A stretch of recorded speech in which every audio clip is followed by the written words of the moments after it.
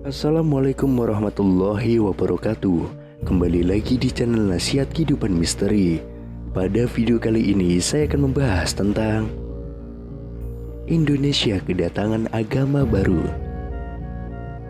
Ada yang memprediksi bahwa akan lahir agama baru di Indonesia pada tahun 2023. Tentunya hal ini mendapatkan perhatian publik.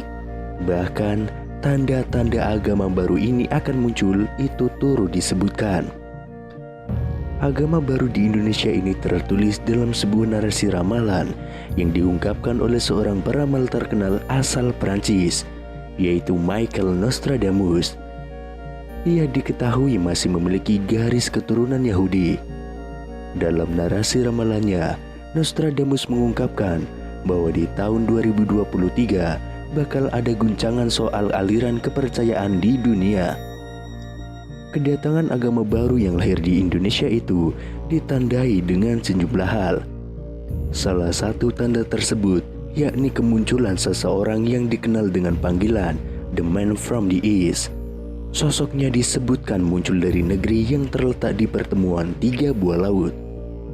Selain itu disebutkan kemunculan sosok tersebut akan menggemparkan dunia timur dan barat. Dan ketika muncul, dia akan memakai sorban berwarna biru serta merayakan hari Kamis sebagai hari istimewa bagi dirinya. Adapun tafsir tentang ramalan Nostradamus soal agama baru sebagai berikut. Yang pertama, munculnya agama baru yang akan mengguncang dan menguasai dunia. Agama ini tidak pernah dikenal dan diprediksi oleh umat manusia di seluruh dunia. Adapun agama itu diduga bernama Trisula Weda, yakni agama yang hanya berisi 3 perintah dan 3 larangan. Sesuai dengan namanya, dalam ajaran agama itu setidaknya ada 3 perintah mengenai kewajiban manusia yang harus melakukan perbuatan yang benar, lurus, dan juga jujur.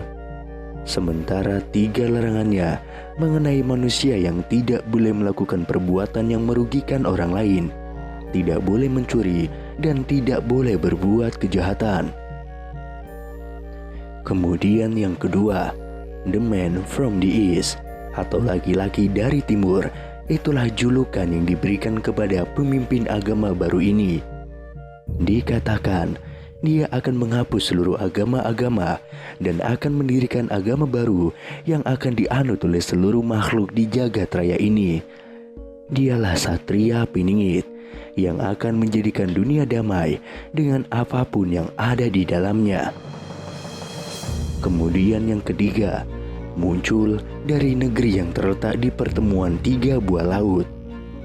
Maksud dari keterangan tersebut diduga berkaitan dengan kemunculannya yang berasal dari pertemuan 3 buah laut, yakni sebelah utara Pulau Sulawesi adalah Laut Sulawesi, dan di sebelah selatannya adalah Laut Flores, dan di sebelah timurnya adalah Laut Maluku. Berarti sosok yang dimaksud ini berada di Indonesia bagian timur, atau tepatnya di Sulawesi. Dipercaya pula bahwa dia saat ini sedang menyembunyikan diri sambil menanti waktu terbitnya perang. Kemudian yang keempat, kemunculannya menggemparkan timur dan barat.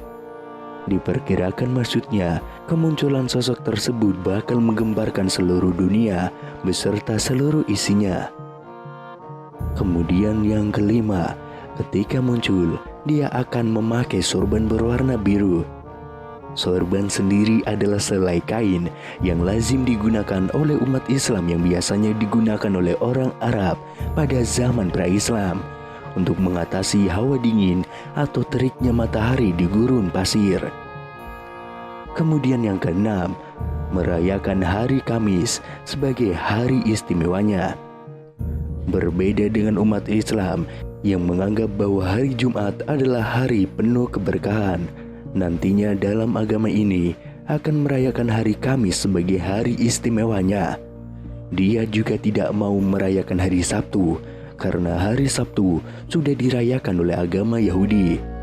Demikian pula pada hari Minggu, dia juga enggan menggunakan hari Minggu sebagai hari istimewanya karena telah diistimewakan oleh agama Nasrani.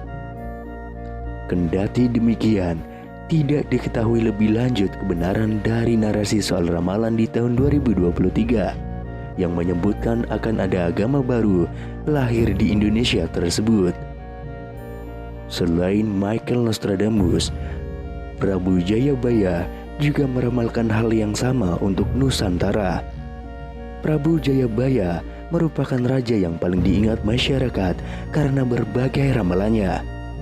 Prabu Jayabaya diperkirakan memerintah kerajaan Panjalu atau Kediri pada tahun 1135 sampai 1157 Masehi.